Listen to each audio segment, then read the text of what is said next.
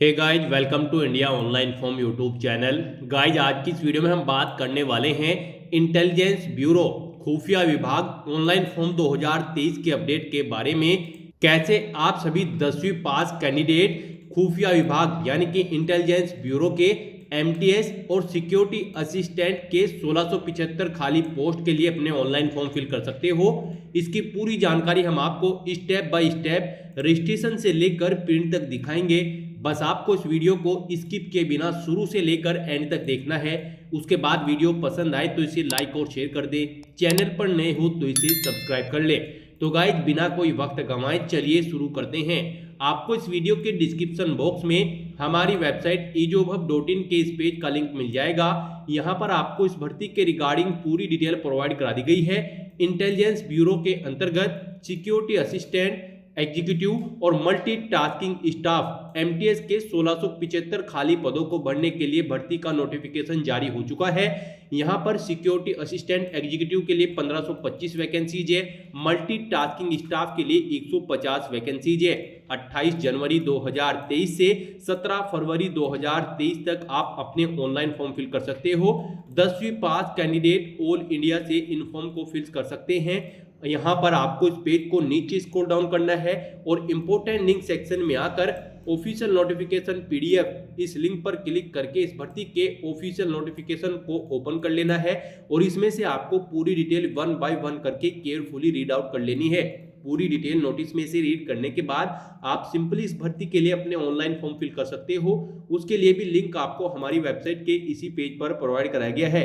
जी हाँ दोस्तों, यहीं पर आपको अप्लाई ऑनलाइन का ये डायरेक्ट रिसोर्स लिंक प्रोवाइड कराया गया है। जैसे ही आप इस लिंक पर क्लिक करोगे तो आपके सामने यहाँ पर इंटेलिजेंस ब्यूरो का ये ऑनलाइन पोर्टल खुल जाएगा। यहाँ पर आपको सभी जनरल इंस्ट्रक्शंस प्रोवाइड करा दी गई हैं। फॉर्म को फिल करने से पहले आपको इन्हें रीड आउट कर लेना है। इस पेज को नीचे स्क्रॉल डाउन करना है और इस चेक बॉक्स को ओके करने के बाद अगर आपने पहले से रजिस्ट्रेशन कर रखा है तो आपको already registered candidate click here to login इस लिंक पर क्लिक करना है और फिर अपना यूजर आईडी, पासवर्ड और ये कैप्चा फिल करने के बाद लॉगिन कर लेना है। देन आपको अपना फॉर्म फिल करना है। और अगर आप यहाँ पर फर्स्ट टाइम अप्लाई करने जा रहे हो तो यहाँ पर आपको स्टार्ट बटन पर क्लिक करना है। फिर आपके सामने यहाँ पर कुछ इस तरह से इंटरफेस खुल जाएगा। यहाँ पर आपको अपना रजिस्ट्रेशन कर लेना है अपनी कुछ पर्सनल डिटेल्स प्रोवाइड कराते हुए। यहाँ पर आपको सबसे पहले देना है अपना नाम। ये नाम आपका आपकी 10th की मार्कशीट के अकॉर्डिंग होना चाहिए। उसके बाद यहाँ पर आपको अपना 10 डिजिट का मोबाइल नंबर एंटर कर देना है। नेक्स्ट यहाँ पर आपको अपना मोबाइल नंबर एक बार फिर से एंटर करना है कंफर्मेशन के लिए। गाइज, यहाँ पर हम आपको सभी डिटेल्स सैंपल के तौर पर फिल करके दिखा रहे हैं। आपको अपनी सभी डिटेल्स एक्यूरेट वे में फिल करनी है। मोबाइल नंबर के बाद यहाँ पर आपको देनी है अपनी ईमेल आईडी। आपकी email ID active and valid होनी चाहिए। ये भी यहाँ पर आपको 2 बार एंटर करनी है कंफर्मेशन के लिए। मोबाइल नंबर और ईमेल आईडी यहाँ पर आपको 2 बार एंटर करनी है कंफर्मेशन के लिए। उसके बाद यहाँ पर आपसे पूछा गया है कि क्या आप फिजिकली हैंडीकैप्ड हैं। अगर हैं तो यस करें और फिर अपनी डिसेबिलिटी का टाइप आप यहाँ से सिलेक्ट कर लें और अगर आप फिजिकली हैंडीकैप्ड नहीं है तो यहाँ पर आप नो सिलेक्ट करें। उसके बाद यहाँ पर आपको अपना स्टेट सिलेक्ट कर लेना है।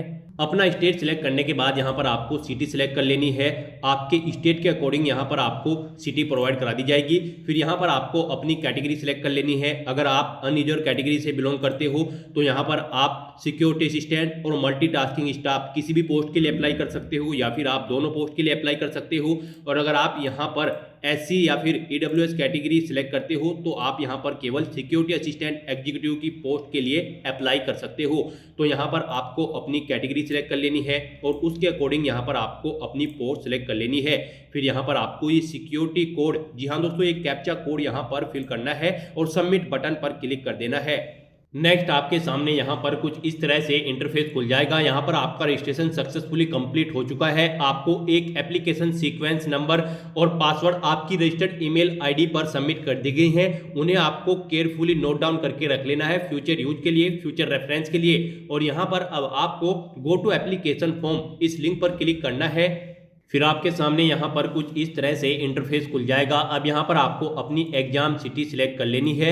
यहाँ पर आपको 5 चॉइसेस प्रोवाइड कराई गई है। आप अपनी चॉइस के अकॉर्डिंग यहाँ से एग्जाम सिटी सिलेक्ट कर सकते हो। और फिर यहाँ पर आपको बताना है अपना जेंडर, आप मेल फीमेल या फिर ट्रांसजेंडर हो अपने अकॉर्डिंग सिलेक्ट कर सकते हो। फिर आपको अपनी डेट ऑफ बर्थ यहाँ से इस कैलेंडर में से सिलेक्ट कर लेनी है। उसके बाद यहाँ पर आपसे पूछा गया कि क्या आप एक सर्विसमैन हैं, अगर है तो यस करें, और यहाँ पर आपको अपनी ज्वाइनिंग सर्विस की डेट और रिटायरमेंट की डेट इन कैलेंडर में से सिलेक्ट कर लेनी है। और अगर आप एक सर्विसमैन नहीं हो तो यहाँ पर आपको नो सेलेक्ट कर लेना है।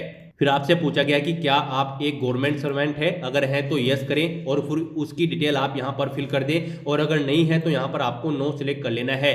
फिर आपसे पूछा गया कि क्या आप 2002 में गुजरात दंगों के विक्टिम हो, अगर हो तो यस करें, नहीं तो यहाँ पर आप नो सिलेक्ट कर लें। फिर आपसे पूछा गया कि क्या आप डिपेंडेंट विक्टिम्स हो एंटी सिख राइट्स जो कि 1984 में दंगे हुए थे उनके विक्टिम हो, अगर हो तो यस करें, नहीं तो यहाँ पर आप नो सिलेक्ट कर लें। फिर आपसे पूछा गया कि क्या आप एक स्पोर्ट पर्सन है, अगर आप स्पोर्ट पर्सन हैं तो यस करें, नहीं तो यहाँ पर आप नो सिलेक्ट कर लें। फिर आपसे पूछा गया कि क्या आपके पास SIB डोमिसाइल सर्टिफिकेट है, अगर है तो यहाँ पर आप यस करें, यहाँ पर आपको यस ही सिलेक्ट कर लेना है। अगर आप नो सिलेक्ट करोगे तो आप इस पोस्ट पर अप्लाई करने के लिए एलिजिबल नहीं हो। यहाँ पर ये सभी डिटेल सिलेक्ट करने के बाद अब आपको सेव एंड नेक्स्ट बटन पर क्लिक कर देना है।